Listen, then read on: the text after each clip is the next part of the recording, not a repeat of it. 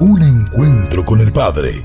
Un lugar seguro para crecer y desarrollar la identidad de hijos de Dios. Conduce Marta Arias. Bienvenidos. Un encuentro con el Padre. Con Marta Arias.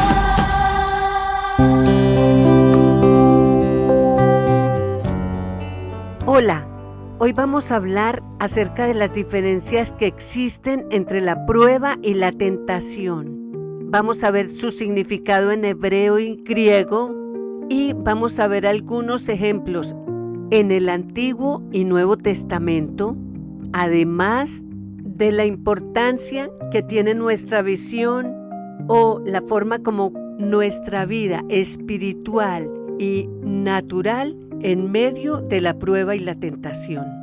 Y terminaremos con algunos consejos prácticos. En nuestra vida cristiana es fundamental saber diferenciar entre las pruebas y las tentaciones, aunque ambas experiencias a la larga producen sufrimiento. La intención y el origen de las pruebas y las tentaciones son los que las diferencian. La tentación busca derribar, pero en cambio la prueba busca fortalecer la fe. Vamos a ver su significado en hebreo y griego. En Génesis 22:1 vemos la palabra prueba, que en hebreo es nasá y significa probar, examinar, poner a prueba con el propósito de validar. En este pasaje nos está hablando de Abraham cuando va a sacrificar a su hijo Isaac, pero al final Dios no se lo permite. Dios quería probar la fidelidad de Abraham, su obediencia y su compromiso. La palabra tentación la vemos en Éxodo 17 del 2 al 7. La palabra en hebreo es la misma, nasá, pero aquí se usa en un sentido negativo.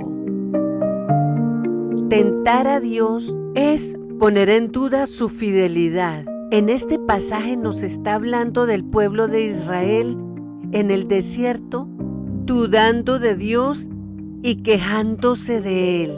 Se quejaron contra Dios porque no tenían agua y lo tentaron. En el Nuevo Testamento la palabra prueba la vemos en Santiago 1, versículos 2 y 3. En griego es teirasmos, la cual tiene ambos significados, prueba y tentación. Este pasaje nos habla de la prueba de la fe como un proceso que produce paciencia. El contexto es el que define el matiz. Cuando viene de Dios es prueba, pero cuando viene del maligno o de nuestra carne es tentación. La palabra tentación en el Nuevo Testamento la vemos en Mateo 4:1, en la tentación de Jesús, y viene del griego teiras. Y aquí la intención de Satanás es hacer caer a Jesús en pecado. Pero Dios permite que Jesús tenga esa experiencia para fortalecerlo y ayudarle a manifestar obediencia. ¿Cuál es el propósito o la intención de la prueba y de la tentación? El propósito de la prueba es purificar, fortalecer y refinar como se refina el oro nuestra fe. ¿Cuál es el propósito de la tentación? Hacernos caer, destruirnos y hacernos desobedientes. ¿Cuál es el resultado de la prueba y de la tentación? El resultado de la prueba es madurez, paciencia y carácter. En Romanos 5, 3 y 4 nos dice: nuestros sufrimientos producen perseverancia. La perseverancia, entereza de carácter, y la entereza de carácter, esperanza. ¿Esperanza en quién? En Dios. Él no nos va a dejar caídos. Él nos ayuda en medio de la adversidad. Y el resultado de la tentación es pecado, culpa, condenación y alejamiento de Dios. Santiago 1:15 nos dice: luego, cuando el deseo ha concebido, engendra el pecado. Y el pecado, una vez que ha sido consumado, da a luz la muerte. y muerte significa separación de Dios. ¿Cuál es la imagen bíblica de la prueba? Un horno para ser purificados como el oro, donde Dios nos disciplina como a hijos. Job dice, me probará y saldré como oro. ¿Para qué necesitamos ser probados y disciplinados? Para tener el carácter de Dios, del Padre. ¿Cuál es la imagen bíblica de la tentación? Trampas para hacernos caer, lazos para atraparnos y engaño. ¿Cuál es el origen de la prueba? La prueba se origina en Dios. Su primer propósito es abrir nuestros ojos a una visión espiritual y hacernos entender que esta vida no solo se trata de un mundo físico el cual estamos viendo, sino también un mundo espiritual que no vemos. Este propósito lo vemos en Deuteronomio 8 del 2 al 7 que dice, te acordarás de todo el camino por donde ha traído Yahvé tu Dios estos 40 años en el desierto para afligirte, para probarte y para saber lo que había en tu corazón, si habías de guardar o no sus mandamientos. Te afligió y te hizo tener hambre y te sustentó con maná, comida que no conocías ni tus padres la habían conocido, para hacerte saber que no solo de pan vivirá el hombre, mas de todo lo que sale de la boca de Dios vivirá el hombre. Tu vestido nunca se envejeció sobre ti, ni tu pie se te ha hinchado en estos 40 años. Reconoce asimismo en tu corazón que como disciplina el hombre a su hijo, así Yahvé tu Dios te disciplina. La prueba nos enseña a ser agradecidos con lo que tenemos, como Dios nos ha sustentado toda nuestra vida, así como lo hizo con Israel. El sufrimiento es necesario para sacar de adentro lo que hay en nuestro corazón y hacernos entender que no solo lo que vemos con nuestros ojos nos alimenta, que debemos ser alimentados en nuestro corazón por Dios, con ese maná espiritual que transforma nuestro corazón para ser hijos del Padre. Él nos disciplina para que seamos como Él. Así como Él sustentó a Israel en medio de la prueba, así lo hace con nosotros. Y en Santiago 1:3 dice que la prueba de nuestra fe produce paciencia. ¿Para qué? Para ser íntegros y perfectos y para que no nos falte nada. Y el origen de la tentación es Satanás, el mundo y la carne.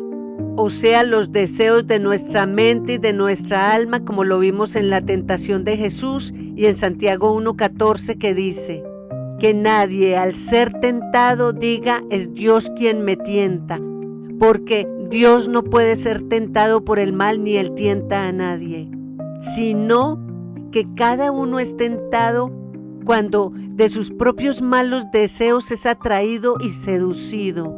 ¿Qué quiere Satanás con la tentación? Hacernos caer en pecado todo el tiempo.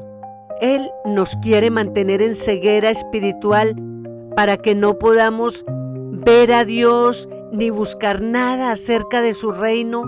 Solo Él quiere que nos concentremos en este mundo satisfaciendo los deseos de nuestra alma y nuestra mente, dejando de lado el espíritu.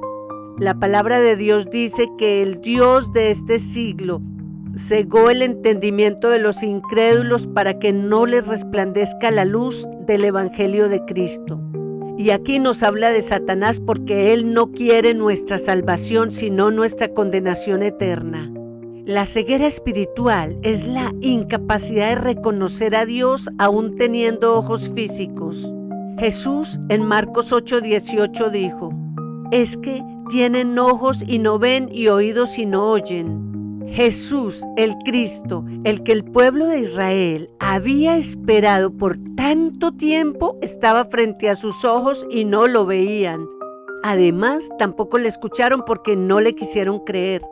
¿Cuántas veces Jesús o ángeles se han puesto en nuestro camino Pero como no tenemos un entendimiento espiritual, ni siquiera los hemos visto. Recordemos que Jesús está vivo, Él resucitó y se ha aparecido a muchas personas en el mundo. Los fariseos, que eran los religiosos más recalcitrantes de la época, lo criticaron, lo señalaron, pero no fueron capaces de ver los milagros que Jesús hizo. Aunque mirándolo hacerlos, no lo vieron. Ese es el propósito de la prueba, que podamos ver a Dios en todas las circunstancias de nuestra vida. No podemos verlo solo cuando cosas buenas suceden. El sufrimiento y los quebrantos existen para cambiar nuestro corazón y probarlo para que salga como oro. ¿Estaremos ciegos espiritualmente como los fariseos? Como el mismo sumo sacerdote que mandó asesinar a Jesús. ¿Realmente tenemos nuestros ojos espirituales abiertos para entender que Él es más real que tú y que yo? ¿Cuántos milagros pasan enfrente de nuestros ojos y ni siquiera nos damos cuenta? El hecho de que no veamos a Dios con nuestros ojos físicos no quiere decir que no esté a nuestro lado, obrando en nuestro favor. Ese no creer a lo que Dios hace en neurociencia equivale a un sesgo cognitivo donde vemos datos, pero nuestro sistema de creencias los filtra y los niega.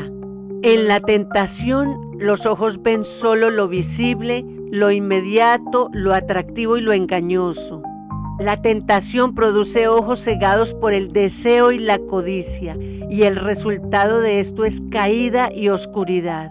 Y para terminar, vamos a ver los consejos prácticos de este mensaje.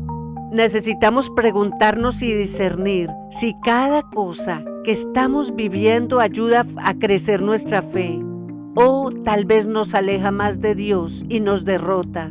La mejor manera de resistir la tentación es a través de la palabra de Dios, como lo hizo Jesús en Mateo 4. En Santiago 1:2 dice: debemos abrazar la prueba como una oportunidad de crecimiento espiritual. Hermanos míos, considérense muy dichosos cuando tengan que enfrentarse con diversas pruebas, pero ya saben que la prueba de su fe produce constancia, y la constancia debe llevar a feliz término la obra, para que sean perfectos e íntegros sin que les falte nada. Aunque la prueba del sufrimiento es costosa, el Señor promete estar con nosotros en medio de ella. Cuando enfrentes tentación, pregúntate: ¿qué es lo que estoy viendo con mis ojos? ¿Qué es lo que seduce mi corazón? Pídele ayuda a Dios para detenerte, porque sabes que tu fin no va a ser un buen fin. Pero cuando estés en prueba, pídele al Señor que abra tus ojos para ver. ¿Ver qué? Su propósito detrás de lo que estás viviendo. Recuerda que si estás dándole sentido a lo que ves en este mundo natural, solamente a tus deseos y tu codicia, esto te puede llevar a la tentación.